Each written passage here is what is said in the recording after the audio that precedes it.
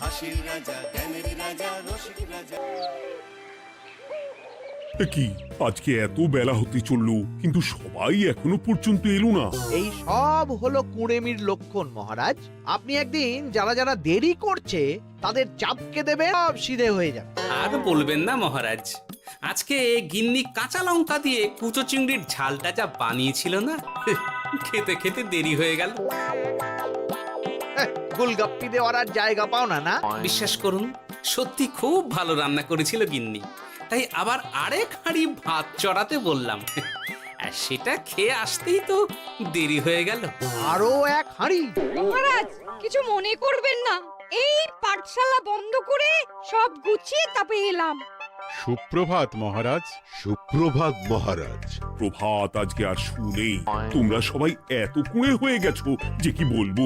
মহারাজ, এই কুড়েমির আসল কারণ হচ্ছে চর্বি। কথায় আছে, যত বেশি চর্বি তত তাড়াতাড়ি মরবি।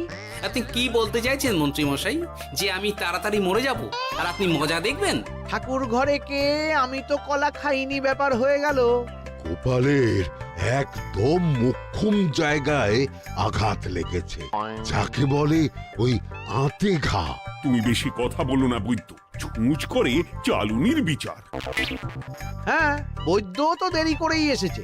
আমার মনে হয় প্রত্যেককে এমন ভাবে প্রশিক্ষণ দেওয়া দরকার যাতে তারা একটু চনমনে হয়ে ওঠে। হ্যাঁ মহারাজ, তাহলে আগামীকাল থেকেই শুরু হোক ব্যায়াম আর অস্ত্র শিক্ষা। হ্যাঁ, কুঁড়ে থাকলে রাজ্যের কোনো বিপদ আপদেই সভাসদেরা কাজে আসবে না। ঠিক বলেছেন মহারাজ। তাহলে আর দেরি কেন, চলো সবাই এখনই আমরা মাঠে যাই। এই তো মহারাজ ভরপেট খেয়ে এলাম, এখনই মাঠে? ও সব অজুহাত দিয়ে লাভ নেই, চলো চলো চলো।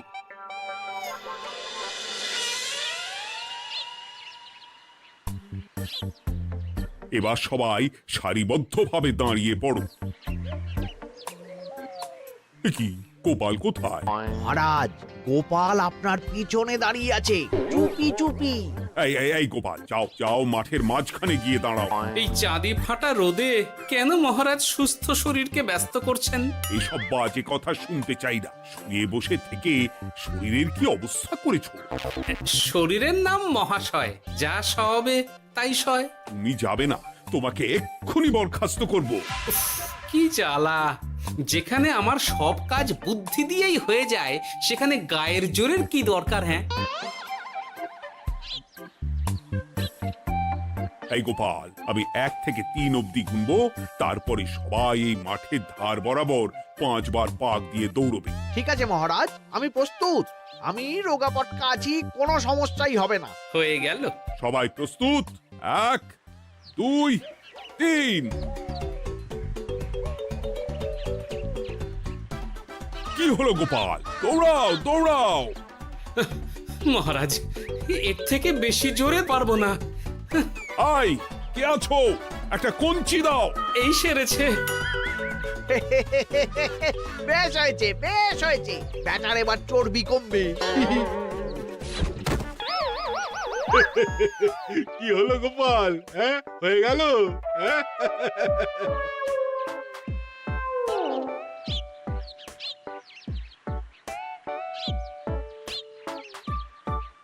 এই উল্টে উঠি, আমাদের দাদু উল্টে গেছে। হ্যাঁ, তাই তো দেখছি। চল চল গিয়ে দেখি। উফ, চেহারার কি অবস্থা বানিয়েছো গোপাল? হ্যাঁ, এতটুকু দৌড়তে গেলেই চিটপটাং। তাড়িয়ে দিন মহারাজ, এরকম বেঢপ চেহারা সভাসদকে আমাদের দরকার নেই। না না, তা বললে হবে নাকি গোপাল? তুমি এক্ষুনি বাড়ি চলে যাও, কালকে আবার মাঠেই দেখা হবে। এই দাদু বাড়ি চলো। ওরে বাবারে!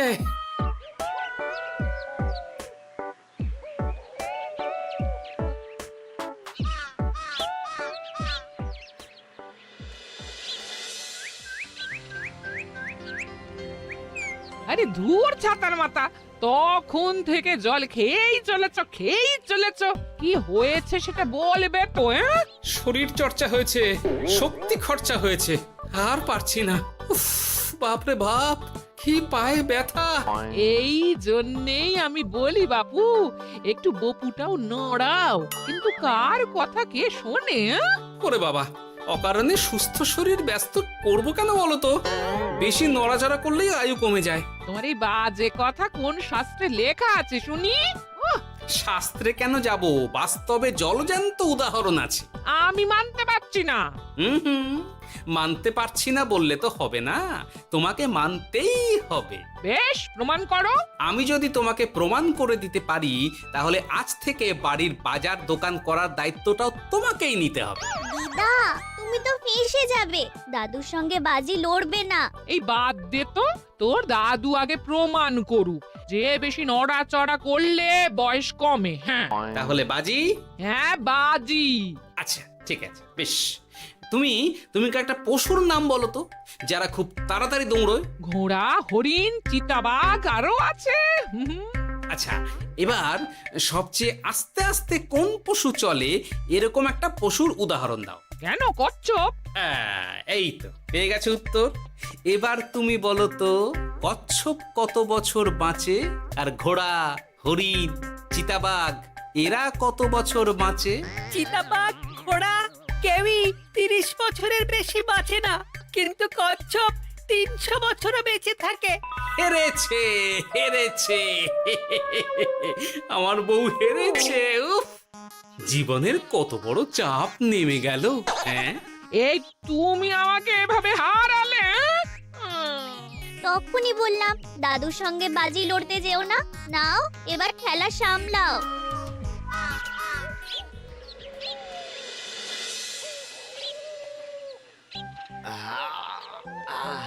আরো ভালো করে মালিশ কর। আজকে ছোটাছুটি করে পা দুটো বেশ ব্যথা ব্যথা করছে। কালকে তো আবার অন্য পরীক্ষা। আরে আমার হালকা চেহারা আছে, সব সামলে নেব। কালকে তো অস্ত্র চালনা হবে, কালকে আমি কাঁপিয়ে দেব। কাঁপাতে তো হবেই মন্ত্রী মশাই।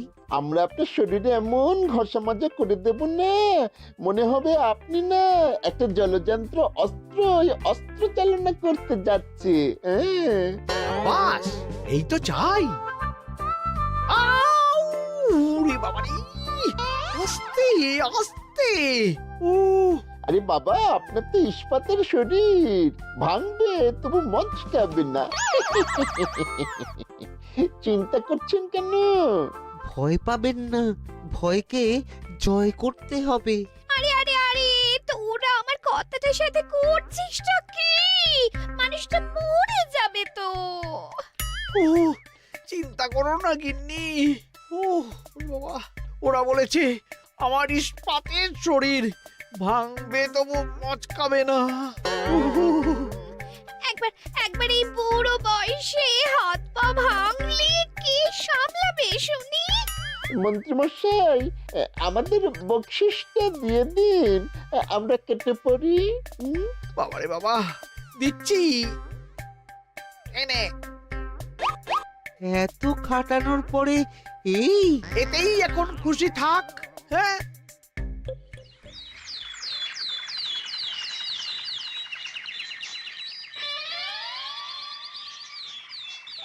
এবার তোমাদের সকলকে অস্ত্র শিক্ষা দেওয়া হবে। উফ, রোজ রোজ কি জ্বালাতনে পড়েছি, বাপরে বাপ। বাবা মা কাউকে ডাকার দরকার নেই, ভালো না লাগলে রাজসভা চাকরি ছেড়ে চলে যাও। মহারাজ, এটা তো উচিত নয়। যে যেটাই পারদর্শী তাকে সেটাই করতে দিন না। একটা বাঁদরকে যদি আপনি বলেন শিকার করে মাংস খেয়ে দেখা, সে কি পারবে মহারাজ? মহারাজ, গোপাল একটু বেশি কথা বলছে, ওকে আপনি বের করে দিন। আমি তোমার কথায় গলবো না গোপাল, তোমাদের সবাইকে এখন অস্ত্র শিক্ষা শিখতেই হবে। কর্তার ইচ্ছায় কর্ম, এখন তো আমার আর কিছুই বলার নেই। তাহলে আর দেরি কেন, তোমরা সবাই একটা করে ঢাল আর একটা করে তলোয়ার তুলে নাও। সেনাপতি, বলুন মহারাজ। তুমি সকলকে অস্ত্র শিক্ষা দেবে, তলোয়ার চালানো শেখাবে। এক এক করে প্রত্যেকে তোমার কাছে যাবে আর এক এক করে তুমি সবাইকে তলোয়ার চালানো শেখাবে। আচ্ছা মহারাজ, তাহলে ওই সবার প্রথমে চলে আসুন মন্ত্রী মশাই। হ্যাঁ, আমি প্রস্তুত। আমার শরীর ইস্পাতের মতো, ভাঙবো তবু মচকাবো না।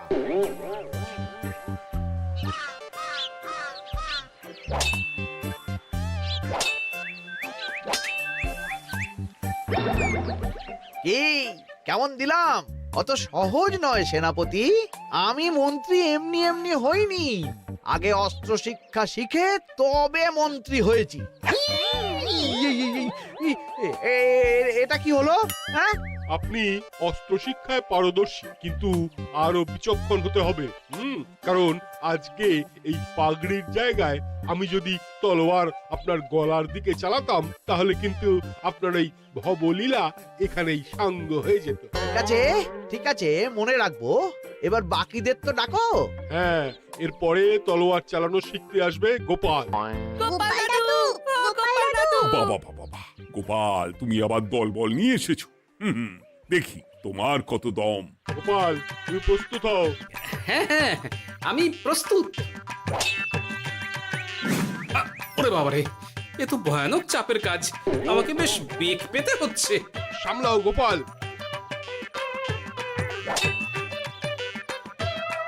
না, আমাকে অন্য রাস্তা দেখতে হবে। সেনাপতি, মহারাজের দিব্যি, তুমি আমার দিকে তলোয়ার ঢাল বাড়াবে না। এই এই, এটা কি হলো? সত্যি তো, এটা কি হলো? গেল গেল গেল গেল গেল গেল গেল, দুটিটা খুলে গেল গো। দেব নাকি এবার কুচ করে কেটে? জিতে গেছি, জিতে গেছি। এটা কি হলো? শত্রুপক্ষ কখনো কারো দিব্যি শুনবে না। আর সেনাপতি, তুমি কি ওখানে দাঁড়িয়ে দাঁড়িয়ে মজা দেখছো? আমি কি করব মহারাজ, গোপাল যে আপনার দিব্যি দিয়ে দিল। গোপাল বেটা খুব চালাক। তাহলে এখন উপায়? ওসব গোপাল তোমাকে বোকা বানাবার জন্য করেছে। তুমি ধুতি ঠিক করে আবার লড়াই চালিয়ে যাও। যথাজ্ঞা মহারাজ।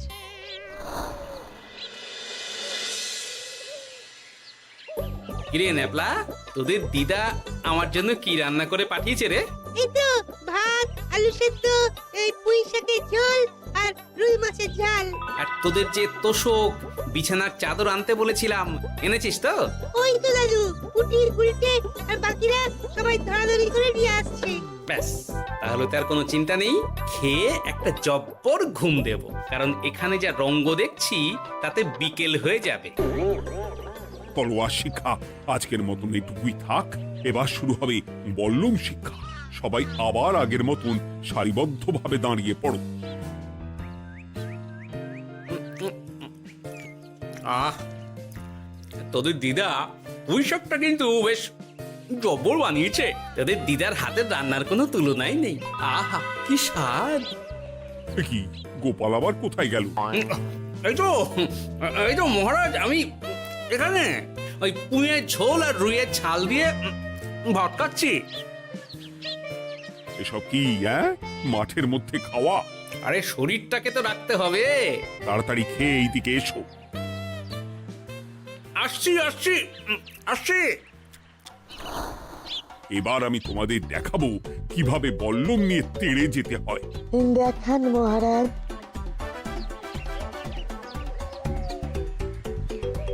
এ তো খুবই সোজা মহারাজ। ঠিক আছে, তাহলে বল্লম নিয়ে তেড়ে যাও দেখি। দিন, আপনার হাতের বল্লমটাই দিন।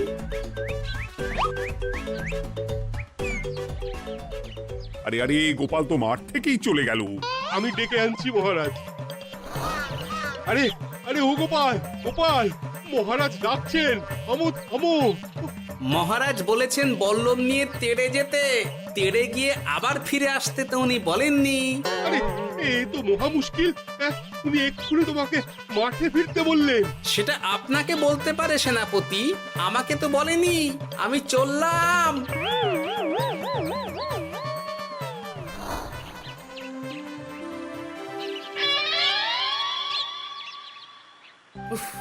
বাবারে বাবা, কি ঝক্কি! অনেক বুদ্ধি করে মাঠ থেকে খাটে চলে এসেছি। আমি আর উঠছি না। এ কি বলি, তোমাদের তো এখন অস্ত্র শিক্ষা নেওয়ার কথা। হ্যাঁ, তোমার বলা নেই, কোয়া নেই, অমনি বাড়ি চলে এলে। আরে বাবা, ওইসব অস্ত্র শিক্ষা মানেই সুস্থ শরীরকে ব্যস্ত করা, অসহ্য খাটনি, অযথা কষ্ট। কষ্ট করলে তবেই কেষ্ট পাওয়া যায়। হ্যাঁ, তোমায় আমি আগেও বুঝিয়েছি, যেখানে বুদ্ধি কথা বলে সেখানে দেহের শক্তি নীরব দর্শক গিন্নি। আরে বাবা, সে না হয় বুঝলাম, কিন্তু মহারাজ তো ভালোর জন্য সবাইকে অস্ত্র শিক্ষা দেওয়ার চেষ্টা করছে না? আরে বাবা, যার যা কাজ তাকে সেটা করালেই পারে। মহারাজ তো সেটা বুঝতেই চাইছেন না। আমি এখন ঘুমো।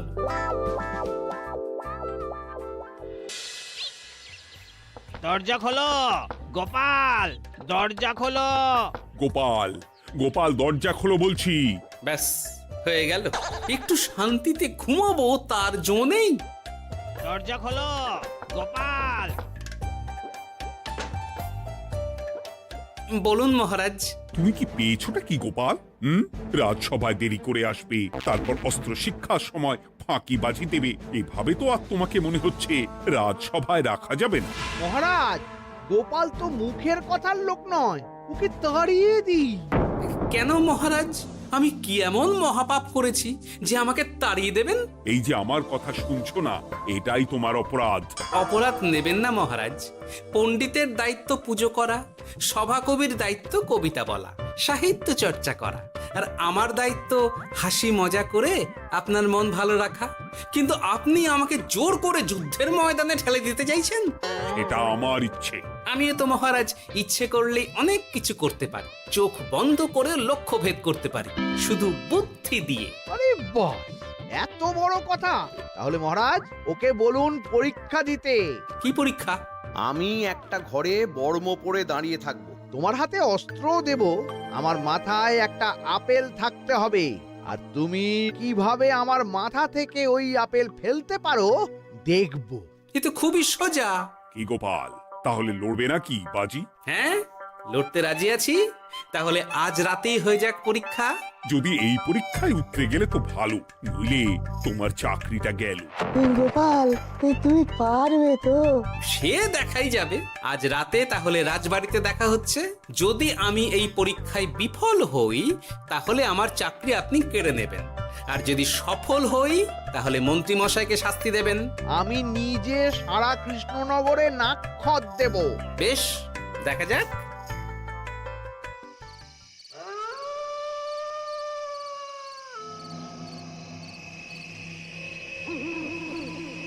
কি মন্ত্রীমশাই, ব্যবস্থা সব ঠিকঠাক হয়েছে তো? হ্যাঁ, এবার শুধু গোপালের পরীক্ষার পালা। আমি তাহলে বাইরে গেলাম, গোপালকে পাঠিয়ে দিচ্ছি।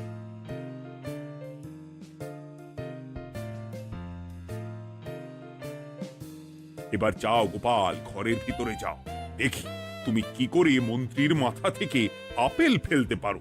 আপনি তো শুধু আমার চোখ ঢেকেছেন, আমার নাক মুখ কানও ঢেকে দিন, যাতে ঘ্রাণেন্দ্রিয় শ্রবণেন্দ্রিয়েরও সাহায্য না নিতে পারি। বেশ, তাহলে তাই হোক। আয়, কে আছো? গোপালের মুখ নাক আর কান ঢাকো। যথা আজ্ঞা মহারাজ। একটু একটু মোটা কাপড় দিয়ে নাক মুখ ঢাকো, হ্যাঁ, যাতে সেভাবে আপেলের গন্ধ না পাই। বেশ বেশ।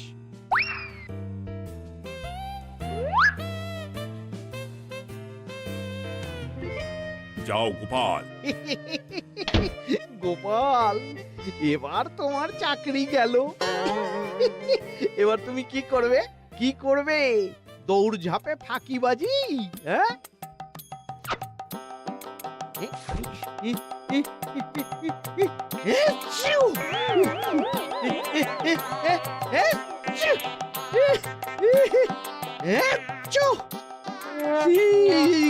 গেল গেল গেল গেল গেল, আপেল পড়ে গেল। আপেল পড়ে গেল? মহারাজ, এর মধ্যেই গোপাল আপেল ফেলে দিয়েছে। ঘরের ভেতরে চলো।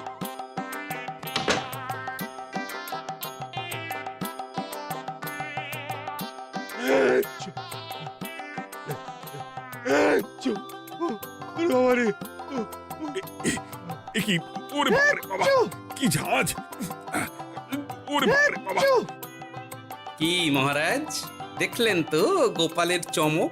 অস্ত্র ছাড়াই আপেল ফেলে দিলাম। কি, এটা তো তুমি নীতি বিরুদ্ধ কাজ করেছো। সারা ঘরে নস্যি ছড়িয়ে দিয়েছো। মহারাজ, হাঁটতে গিয়ে আপেল পড়ে গেছে। এবার সারা কৃষ্ণনগরে নাক্ষত দিতে হবে। সত্যি সত্যি গোপাল, বুদ্ধিতে তোমার জুড়ি মেলা ভার। আমার নাম গোপাল ভাঁড়, একটা কথা মনে রাখবেন, কেউটে সাপের লেজে পা দেবেন না, আর গোপালের কাজে বাধা দেবেন না। যে কাজ বুদ্ধি দিয়ে করা যায় তার কাছে শক্তি ছোট্ট শিশু মাত্র। সত্যি গোপাল, আজ তুমি সেটাই প্রমাণ করে দিলে। আর আজ থেকে তোমাকে তোমার ইচ্ছার বিরুদ্ধে খাটাবো না। তুমি খাও দাও ভুড়ি বানাও। যার যা কাজ সে তাই করবে। যেমন এখন মন্ত্রী মশাই নাক্ষত দেবেন। হ্যাঁ, ভুল করে বাজি ধরে ফেলেছি, এখন নিজেই চাপে পড়ে গেলাম। তাহলে আর দেরি কেন, নাক্ষত এখন থেকেই শুরু হোক। কৃষ্ণনগরের রাস্তা শেষ হতে হতে সকাল হয়ে যাবে।